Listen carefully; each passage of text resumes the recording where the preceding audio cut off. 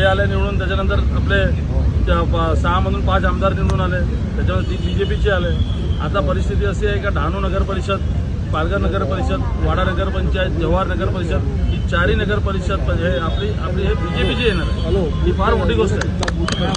आता प्रत्येक वॉर्डच्या टेबलवर आपलेच लोक दिसत होते आणि पटेलपाडा असो, ईस्ट असो, आपली इकडची लीड तिकडे तोडूच शकणार नाही. बरोबर, आपण इकडे जे लीड भेटेल आपल्याला ते पुढे लीड तोडूच शकणार नाही. तुम्हाला सांगतो, खासदार साहेबवर एवढं प्रेम झालं लोकांचं, हे कधीच बघायला भेटत नाही. असं ह्याच्या मागे पण खासदार होतं गावीत, त्याला बघून पळून जायचे लोक, हे आला.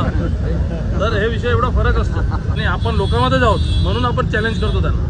ते 10-15 दिवस आता टोटल मारायचं काम आहे, पण मेहरबानी करून भांडण करू नका. टोटल मारताना आता जे पण टोटल असेल ते आता 21 तारीखला बघू. जय हिंद, जय महाराष्ट्र.